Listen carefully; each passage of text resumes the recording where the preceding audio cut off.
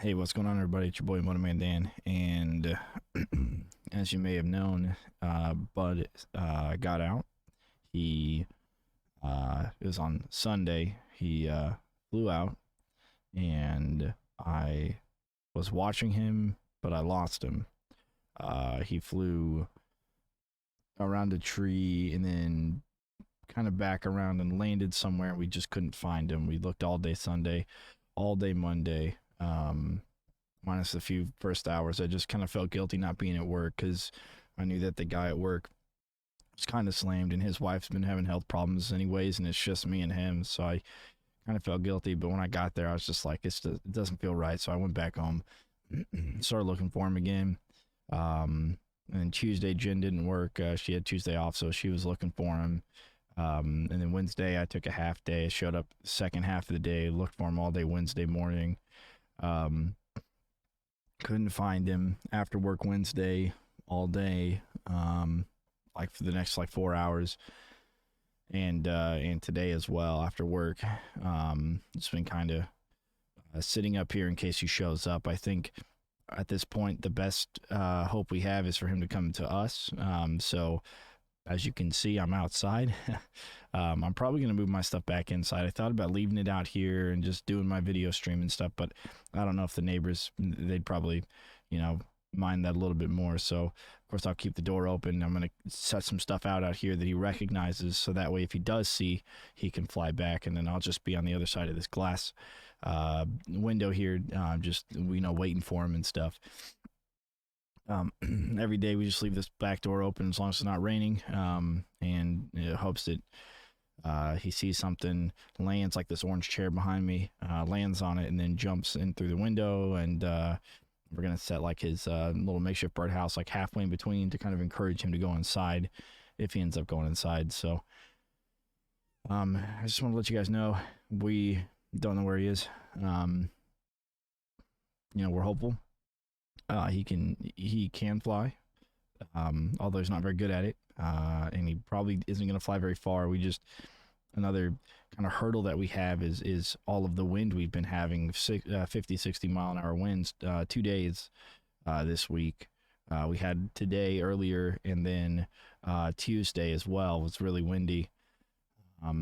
And so that was really unfortunate. It also got a little bit cold, and it's going to get cold like Monday next week, I think. It's just gonna hit freezing or just above freezing. So that's also really unfortunate for him. But I'm hoping he's going to be doing all right with that. Sitting in like a bush or something.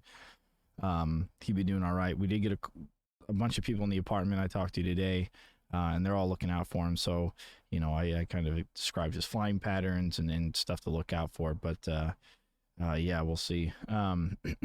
As far as,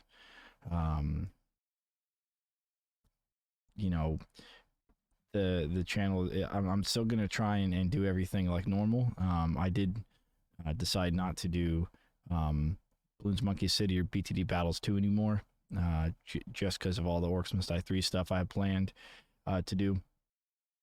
This was really really put a stop into everything. It's been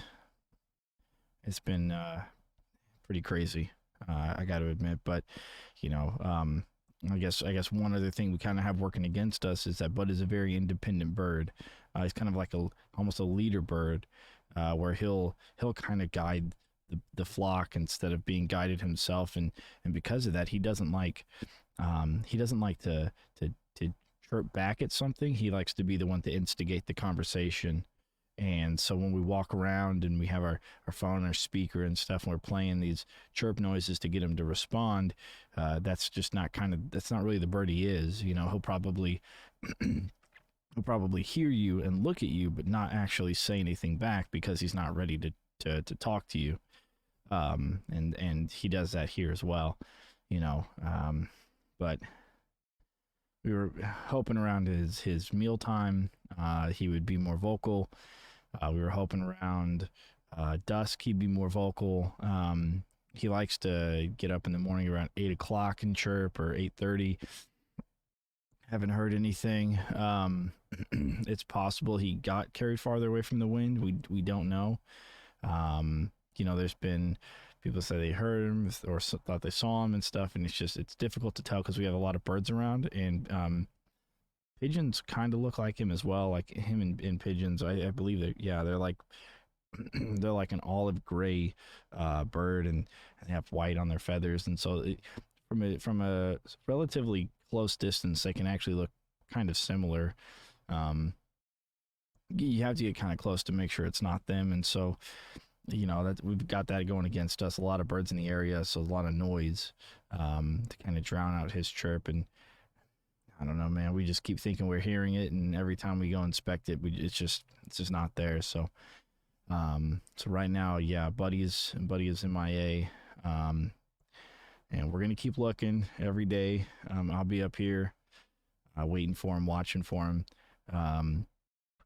Every time Sarge makes a chirp or something, I always take Sarge in the cage. We walk around the area to see if if maybe Bud recognizes Sarge, and then they start conversing. Then we can kind of hone in on their location. That's kind of the idea behind that. Also, I always wear this orange Mr. Beast hoodie because it's something he recognizes. And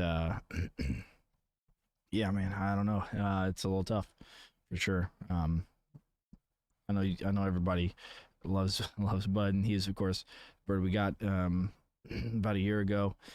But yeah, so that's where we're at with that.